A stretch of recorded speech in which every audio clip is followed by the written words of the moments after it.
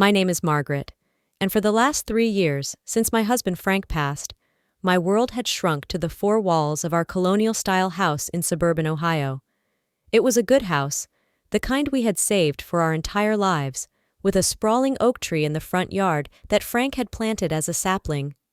Now, its shade felt less like a comfort and more like a heavy blanket. The silence in the house was the loudest thing I owned. It was a physical presence, sitting in Frank's empty armchair, echoing in the space beside me in bed. My son Mark was supposed to fill some of that silence. He was my only child, a successful financial advisor downtown with a wife, a new SUV, and 2 kids in private school. He was everything Frank and I had worked to provide for. Yet when he visited, he seemed to bring the cold, sterile air of his office with him. He'd sit at the kitchen island, scrolling through his phone while I made him coffee, the same way I had since he was a teenager. The visits were a weekly ritual, but they felt more like an inspection. His eyes would scan the living room, not with nostalgia, but with an appraiser's gaze, lingering on the silver candlesticks or my grandmother's porcelain clock. "You keeping up with the maintenance, Mom?" he'd ask, his tone casual but his meaning clear. "This old place can be a money pit." I would just nod and assure him everything was fine. I didn't want him to worry, but deep down, I knew his concern wasn't for my well-being. It was for the preservation of his future assets. Today was different, however, because Maria was here. She was the nurse from the visiting care agency, a kind woman in her late 40s, with a warm, easy smile and hands that were always gentle. The doctor had insisted on weekly check-ins after a small dizzy spell a few months back. Maria wasn't just a nurse, she was a breath of fresh air. While Mark saw the house as a balance sheet, Maria saw it as a home. She'd admire the photographs on the mantelpiece, asking about the stories behind them. "Oh, that was Frank in '78, I'd say, my voice creaking with disuse. He'd just won the regional sales award." Maria would listen, truly listen, her dark eyes full of empathy. Today, she was checking my blood pressure when Mark walked in without knocking, his briefcase swinging by his side. "Everything okay in here?" he asked, his voice sharp, immediately assessing Maria as an expense. "Just a routine check, Mr. Thompson," Maria said sweetly, not rising to his tone. I saw the look on Mark's face, a flicker of annoyance that this woman was here, taking up time, costing money. My money, his inheritance. The thought came unbidden, and I quickly pushed it away. He was my son. He loved me. He was just stressed. That was the lie I told myself, the one that kept the silence from swallowing me whole. Maria finished up, packed her bag, and squeezed my hand. "I brought you some chicken noodle soup for later, Margaret," she whispered. "My mother's recipe." I watched her leave, her simple kindness a stark contrast to the cold calculation in my son's eyes as he watched her go. The moment the door clicked shut, the silence returned, heavier than before. After Maria left, Mark finally gave me his full attention, though it felt more like an audit than a conversation. He walked around the living room, running a finger along the dusty top of the bookshelf. "You should really think about getting a full-time cleaning service, Mom, and maybe a gardener. This is a lot for you to handle." It sounded like a caring suggestion, but the subtext was loud and clear. He wasn't worried about me straining my back, he was worried about the property value. His inheritance was a living, breathing entity in the room with us, and he was its self-appointed guardian. I sat on the floral sofa, my hands clasped in my lap, feeling like a museum curator who was being told she wasn't taking proper care of the exhibits. "I manage just fine, Mark. I enjoy pottering in the garden. It reminds me of your father." I hoped the mention of Frank would soften him, would remind him that this house was built on love, not just brick and mortar. It didn't work. He sighed, a dramatic put-upon sound that he had perfected. "That's not the point. It's about being practical. Dad left you very comfortable, but you can't just let things go. That nurse, for instance. What's she costing you? Is that really necessary?" The question hung in the air between us, ugly and sharp. He was asking me to justify my own care, to put a price tag on a moment of human connection. "The doctor recommended it, Mark. It's covered by the secondary insurance Frank set up." I felt a defensive chill creep up my spine. I shouldn't have to explain this to him. Frank had planned meticulously to ensure I would never be a burden. But here was my son, making me feel like one anyway. Mark just shook his head, looking out the window at the oak tree. Insurance, right? Still, it's an expense. All these little things add up. You know, you're sitting on a significant asset here. The market in this neighborhood is through the roof. We could sell this place, get you into a nice, manageable condo, and invest the rest. It would generate a steady income. You wouldn't have to worry about a thing. There it was. The sales pitch. For months, it had been hints and suggestions, but now it was a full-blown proposal. He wasn't just my son. He was a financial advisor giving me a consultation, and his commission was the peace of mind of securing his inheritance. "This is my home, Mark," I said, my voice firmer than I expected. "Your father and I built this life together. I'm not selling it to live in a box." His face tightened. The mask of the concerned son slipped, revealing the impatient businessman beneath. "It's not a box, Mom. It's a smart financial decision. You're being sentimental, and sentimentality doesn't pay the bills." The cracks in our relationship were beginning to show, and I was afraid that if I looked too closely, I'd see they ran deeper than I could have ever imagined. He was talking about my life as if it were a portfolio to be managed, and I was just a temporary emotional obstacle to its optimal performance. The conversation festered for a week. I replayed his words in my head, the casual cruelty of, "Sentimentality doesn't pay the bills." I tried to excuse it. He was under pressure. He had a family to support. But the excuses were wearing thin, like an old blanket that no longer offered any warmth. The following Tuesday, he called. His voice was tense. "Mom, I need to come over. We need to talk about something serious." My heart sank. I imagined the worst. An illness, trouble at his job, something wrong with my grandchildren. I spent the next hour tidying up, my hands trembling as I arranged cookies on a plate, my maternal instincts overriding my own hurt. I was ready to be his mother, to offer comfort and support, no matter what. He arrived looking agitated, his tie loosened, and he paced the Persian rug in the living room without even taking off his coat. He waved away the cookies. "Mom, I just got off the phone with my accountant. Taxes are going to be brutal this year. And Chloe wants to send the kids to that expensive summer camp in Maine. We're stretched thin." I listened, my heart aching for him. This was the opening I had been waiting for, a chance for us to connect, for me to help. "Mark, you know I can help. If you're in a tight spot, your father and I always—" He cut me off, holding up a hand. "That's just it, Mom. Your money. It's just sitting here in this house, in those old bonds, doing nothing. I'm out there trying to build a future, and your capital is just depreciating." The word "your" was laced with accusation, as if my ownership was an inconvenience he was being forced to endure. I was stunned into silence.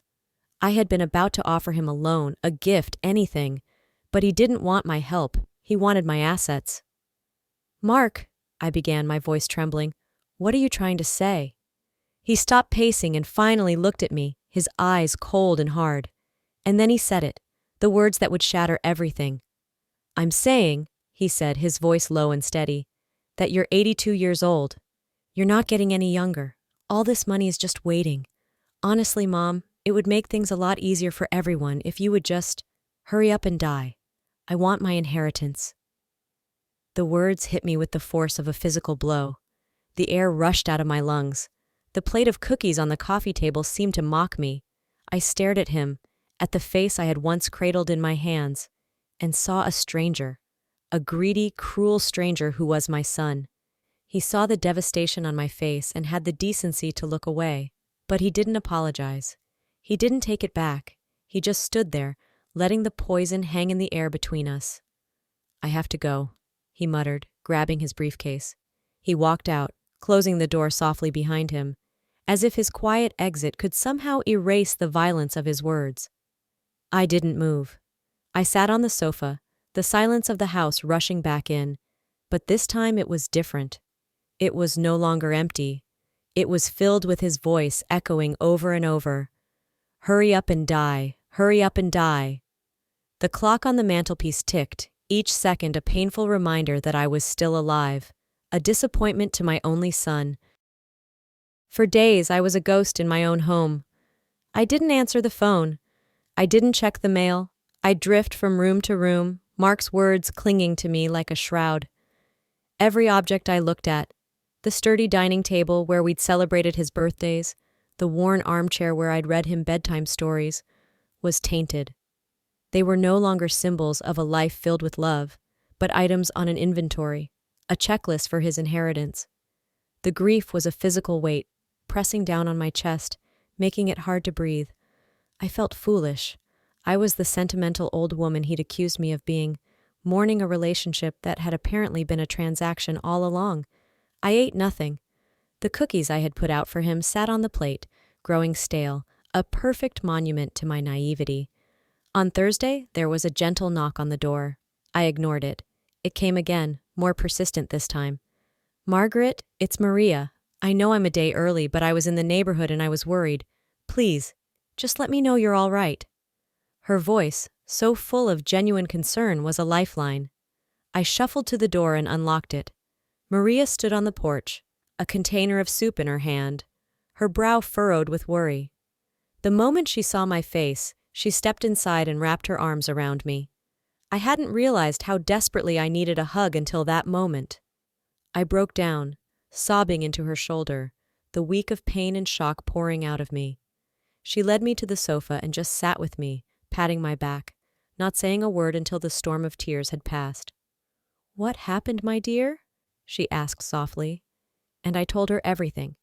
I told her about Mark's visit, the sales pitch, and the final brutal words. I expected her to be shocked, to offer platitudes. Instead, she just nodded, her expression one of deep, sad understanding. "I am so sorry, Margaret. No mother should ever hear those words from her child." She didn't judge. She didn't offer advice. She went into the kitchen, heated up the lentil soup she'd brought, and sat with me while I took a few hesitant sips. The warmth of the soup spread through my cold body, a small act of care that felt monumental. "My own mother," Maria said quietly, as if thinking aloud. "She worked in a factory her whole life. She had nothing to leave us but her recipes and a box of old photographs. And we treated that box like it was solid gold, because it was her." She looked at me, her eyes clear and direct. "What you have, what you and your husband built, that is your story, Margaret. You're the only one who gets to write the ending." Her words were simple, but they landed with incredible force. She wasn't just a nurse, she was a witness to my pain, and she was reflecting my own dignity back at me. She saw me not as a collection of assets or a burden, but as Margaret, a person, a woman with a story. As she left that day, I felt a flicker of something I hadn't felt in a long time. It wasn't happiness, not yet. It was something harder, something forged in pain. It was resolve. Maria's kindness hadn't erased Mark's cruelty, but it had given me a new perspective. My life, my home, my legacy, they were mine, and I would be the one to decide their worth. The days after Maria's visit were different. The oppressive grief began to recede, replaced by a slow-burning anger. It was a clean, clarifying fire. I started seeing things clearly for the first time. I saw Mark not as my little boy, but as the man he had become, a man who measured love in dollars and cents, who saw his own mother as an obstacle on a flowchart. I looked around my home, and the taint of his words began to fade. I no longer saw a list of his assets. I saw Frank's handiwork in the sturdy bookshelf. I saw my own taste in the floral curtains. I saw our shared laughter in the worn patches of the rug. This was my house, my life, my story, as Maria had said.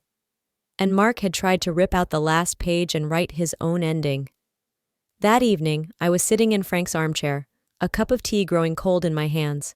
The local news was on the television, and a commercial came on. It was for a law firm, showing a benevolent-looking older man talking about estate planning. "It's your legacy," the man said with a sincere smile.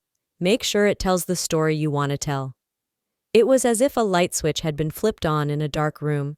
The anger simmering inside me finally found its purpose. It wasn't about revenge. I was too old and too tired for that kind of poison. It was about justice. It was about dignity. It was about ensuring that the life Frank and I had built would honor the values we held, not the greed of our son. My hands were steady as I picked up the phone book, the heavy, old-fashioned tome that Mark had once mocked.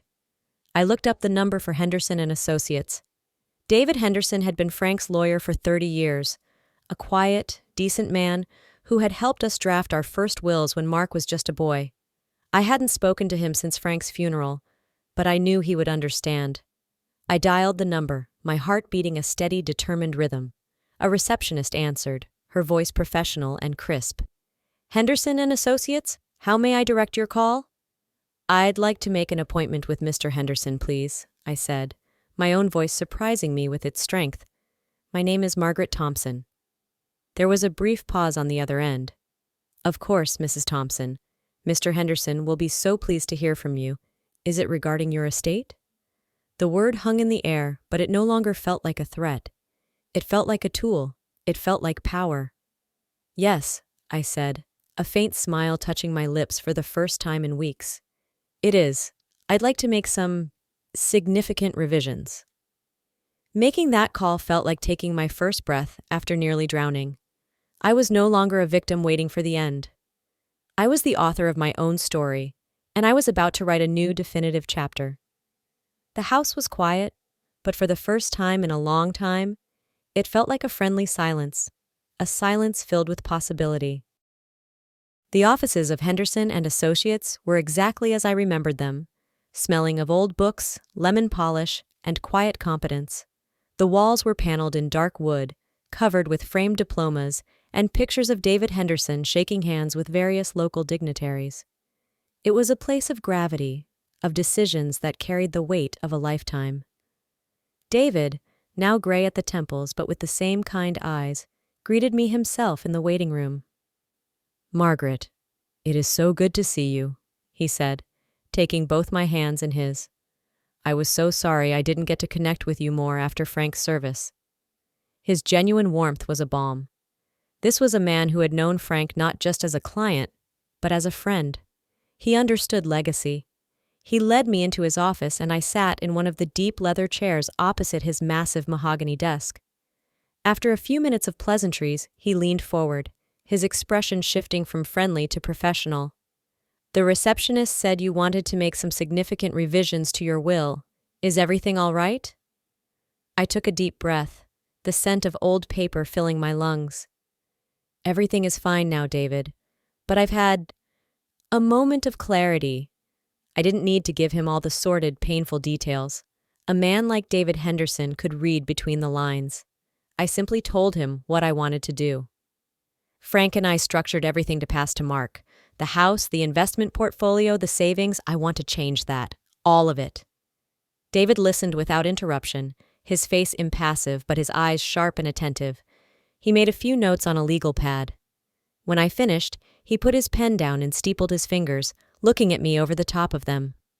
"All of it, Margaret? That is indeed a significant revision. Mark is your only heir. Are you certain this is the course of action you wish to take?" His question wasn't a challenge, it was his duty. He was ensuring I was of sound mind and firm conviction. "I have never been more certain of anything in my life, David," I replied, my voice unwavering. "My son has made his priorities very clear, and they do not align with the values Frank and I worked our entire lives to uphold." I then told him about Maria. I described her simple, consistent kindness. I told him about the soup, the listening ear, the way she saw me as a person. "She has a family, David. She works 2 jobs to put her daughter through community college. She shows more compassion in a single visit than my son has shown me in a year. She is the kind of person Frank and I would have wanted to help." David was silent for a long moment, his gaze fixed on the picture of him and Frank on the credenza. Finally, he nodded slowly. "I understand completely, Margaret." He picked up his pen. "All right, let's get to work. We'll need to dissolve the existing trust and create a new one. We'll liquidate the portfolio and set up an annuity for you to live on comfortably for the rest of your days, with the remainder of the entire estate, including the house, to be transferred to Maria Cardenas upon your passing. We will make it ironclad." The rest of the hour was spent on details, on legal jargon and financial instruments. But with every document he prepared, with every line he drafted, I felt a weight lifting off my shoulders. When I finally signed the new last will and testament, the heavy, expensive paper absorbing the ink from my pen, it didn't feel like an act of revenge. It felt like an act of restoration. I was restoring balance. I was rewarding kindness and disavowing greed. I walked out of that office into the bright afternoon sun, feeling taller than I had in years. In the weeks that followed my visit to David Henderson's office, a profound peace settled over me. The anger was gone, replaced by a quiet, steady confidence. I had taken control. I had righted a wrong. I felt like myself again, Margaret Thompson, wife of Frank, mother of Mark, but most importantly, the captain of my own ship. I started tending to my garden again, my hands sinking into the rich soil. I baked an apple pie just because I felt like it. The house no longer felt like a mausoleum of memories. It felt like my home, vibrant and alive. Mark called, of course. His tone was back to its usual feigned pleasantness, as if the horrific words he'd spoken had never passed his lips. He was testing the waters, checking to see if the old accommodating mother was back. "Hey, Mom, just checking in. How are you feeling?" he asked, the false cheeriness grating on my ears. "I'm feeling wonderful, Mark. Better than I have in a long time," I replied. And it was the honest truth. My voice was calm and light. There was no bitterness, no accusation. There was simply nothing. The emotional hold he'd had on me was broken. He seemed taken aback by my good mood. "Oh, that's great. I was worried after our last chat. I think I was just stressed out. You know how it is." It was the closest he would ever come to an apology, a self-serving excuse disguised as a confession. The old me would have leaped at it, desperate to mend the rift. The new me simply said, "I understand." There was a brief, awkward silence on his end. The power dynamic had shifted, and he could feel it. He couldn't name it, but the foundation he had always taken for granted was gone. He tried another angle. "So, have you given any more thought to my suggestion about the condo? I saw a great new development that has a pool. The kids would love to visit you there." I almost laughed. The audacity was breathtaking. He was still pitching. "No, Mark, I haven't," I said smoothly. "I'm perfectly happy right where I am. In fact, speaking of finances, how is your business? Are you managing okay with those taxes you were worried about?" The question, a polite echo of his own intrusive inquiries, clearly threw him off balance. Yeah, we're managing. Why do you ask?" he stammered. "Oh, no reason," I said, looking out the window at the magnificent oak tree, its leaves golden in the autumn light. "A mother just worries, you know." The conversation ended soon after. He was confused, unsettled. He had come expecting to find me sad and pliable, ready to be managed. Instead, he found a woman who was serene, distant, and completely in control. He had no idea that the inheritance he was so worried about, the one he was still actively trying to secure, no longer existed for him. The silence on the phone after he hung up was delicious. It wasn't the silence of loneliness. It was the silence of a checkmate he hadn't even seen coming. I knew he would call again, would continue his campaign, but it didn't matter. The game was already over. I had won. My life found a new, gentle rhythm. My days were my own, filled with small joys. The first sip of morning coffee, the scent of rain on the pavement, the progress of the scarf I was knitting. The house felt warm again, a true sanctuary. Maria continued her visits, though they felt less like medical check-ins and more like coffee with a dear friend. We'd sit at the kitchen table, the one where Mark had demanded my death, and we would laugh. I told her about Frank's terrible jokes. She told me about her daughter Sophia, who was acing her biology classes and dreamed of becoming a doctor. I saw in Maria the daughter I had always wished for, one who valued connection over currency. One day, as Maria was packing up to leave, I stopped her. "Maria, wait a second. I have something for you." I handed her a thick envelope. Her brow furrowed. "Margaret, you don't have to pay me extra. The agency takes care of everything." "It's not for you," I said with a smile. It's for Sophia. It's a check for her next semester's tuition. Consider it a gift from a friend. Maria stared at the check, her eyes widening as she saw the amount. Tears welled up and she looked at me speechless. I can't accept this, Margaret. It's too much. Nonsense, I said firmly, patting her hand. The best investment a person can make is in the future of a good person. And from what you've told me, your daughter is one of the best. Frank would have insisted. She finally accepted, hugging me tightly. Her tears of gratitude a stark contrast to the tears of pain I had shed just a few months prior. It was a preview, a small taste of the legacy I was leaving behind. I never told her about the will. That would be a surprise for later. It was enough for me to know that her future, and Sophia's, would be secure. It was enough to know that my life's work would be a blessing, not a reward for cruelty. Sometimes, I think about Mark. I don't feel anger anymore, just a profound pity. He will get his inheritance one day, but it won't be the one he expects. His inheritance will be the silence on the other end of the phone when his calls finally go unanswered. It will be the cold, legal letter from David Henderson's office. It will be the stark realization that he traded his mother's love for a pile of money he will never see. My inheritance, on the other hand, is right here. It's in the taste of warm soup on a cold day. It's in the sound of a friend's laughter in my kitchen. It's the quiet satisfaction of knowing that my story, the one Frank and I wrote together, will end not with a bitter ellipsis, but with an act of grace. And that is a richness no bank account can ever hold.